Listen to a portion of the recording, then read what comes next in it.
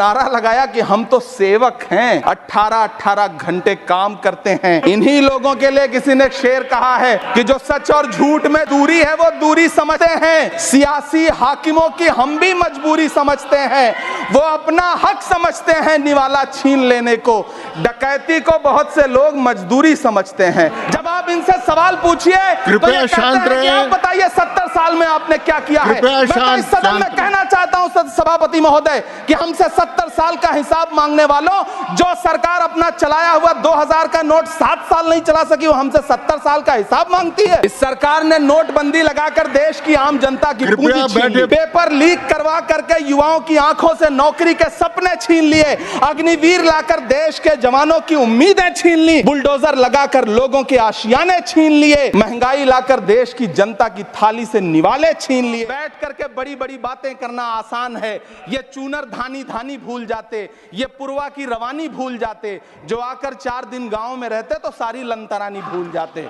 सभापति महोदय, electoral bond खरीदने के नाम छुपाने वाली सरकार, इलेक्टोरल बॉन्ड खरीदने वालों के नाम छुपाने वाली सरकार इन दिनों आम के ठेला लगाने वालों के नाम जानना चाहती है। मुझे तो होटलों, ढाबों या आम के ठेलों पर नेम प्लेट लगवाने वालों से पूछना है कि कभी खून की बोतल पर देखा है किसी का नाम लिखा हुआ?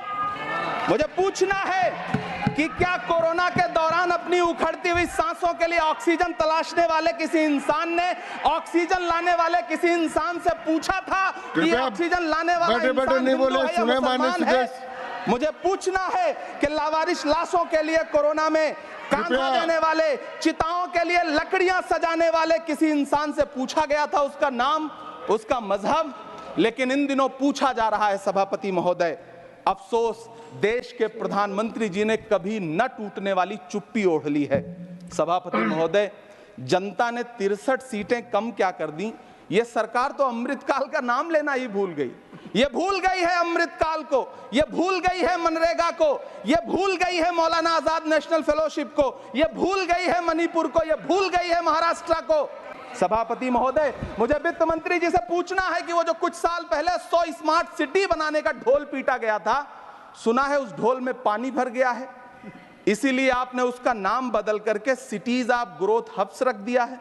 अच्छा है, नाम बदलने का खेल खेलते रहिए, आपकी कई सरकारें तो इसी वजह से चल रही हैं। इस सरकार को पढ़े लिखे लोगों से दिक्कत है सभापति महोदय, इसीलिए इस सरकार ने यूजीसी का बजट 66% कम कर दिया है। वाह सरकार। सभापति महोदय, मैं वित्त मंत्री जी के संज्ञान में लाना चाहता हूं कि किशनगंज में एएमयू सेंटर के पास 224 एकड़ जमीन है। यूपीए सरकार ने सोनिया गांधी जी की अगुवाई में 136 करोड़ रुपए एएमयू किशनगंज सेंटर के लिए सेक्शन किए थे, लेकिन आपकी सरकार ने पिछले 10 साल में उस 136 करोड़ में से सिर्फ 10 करोड़ रुपया रिलीज किया है। 1.5 करोड़ की आबादी वाला सीमांचल बेहतर शिक्षा के लिए उस सेंटर की बाट जोह रहा है। मेरा आपसे सवाल है कि इस सेंटर का बाकी पैसा आप कब रिलीज करेंगे? मुझे उम्मीद है वित्त मंत्री महोदया जवाब जरूर देंगी। सीमांचल उसी बिहार में आता है जिसकी बैसाखी के सहारे आपकी सरकार चल रही है। वहां के लोगों को एम्स की जरूरत है। महानंदा और कोसी से होने वाली बाढ़ की तबाही को रोकने के लिए बांध बनाइए, सीमांचल के साथ सौतेला व्यवहार बंद करिए।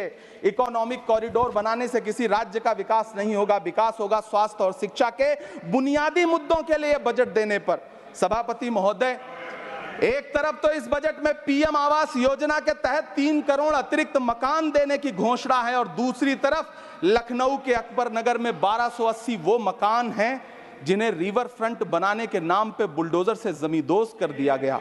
सभापति महोदय, लोग चीखते रहे, बच्चे बिलखते रहे, वसुधैव कुटुंबकम का नारा लगाने वाली सरकार इंसानों के घरौंदे उजाड़ कर जश्न मना रही है। सभापति महोदय, मेरा बहुत भावुकता के साथ देश के प्रधानमंत्री से सवाल है कि इन उजड़ते हुए मकानों और बेघर होते हुए घरों को देख करके आपको नींद कैसे आती है, आप सो कैसे पाते हैं? मेरा सवाल है इस देश के प्रधानमंत्री से, या तो लोगों के घरौंदे उजाड़ना बंद करिए या फिर करोड़ों मकान बनाने की झूठी घोषणाएं करना बंद करिए।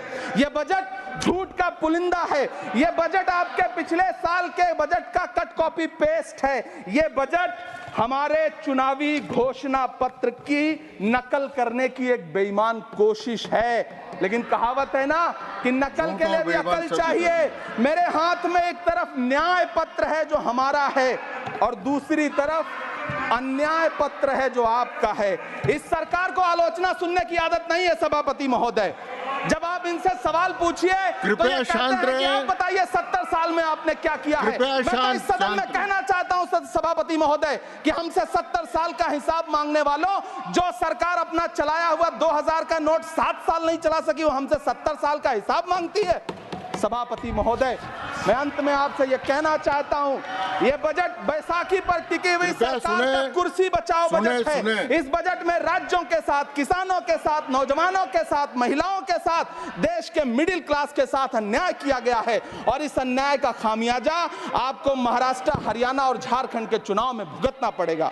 सभापति महोदय, इस सरकार ने नोटबंदी लगाकर देश की आम जनता की पूंजी छीन ली। बैठे नहीं बोले, कृपया टैक्स लगा करके छोटे व्यापारियों के कारोबार छीन लिए, पेपर लीक करवा करके युवाओं की आंखों से नौकरी के सपने छीन लिए, अग्निवीर लाकर देश के जवानों की उम्मीदें छीन ली, बुलडोजर लगाकर लोगों के आशियाने छीन लिए, महंगाई लाकर देश की जनता की थाली से निवाले छीन लिए और नारा लगाया कि हम तो सेवक हैं, 18-18 घंटे काम करते हैं। इन्हीं लोगों के लिए किसी ने शेर कहा है कि जो सच और झूठ में दूरी है वो दूरी समझते हैं। सियासी हाकिमों की हम भी मजबूरी समझते हैं, वो अपना हक समझते हैं निवाला छीन लेने को।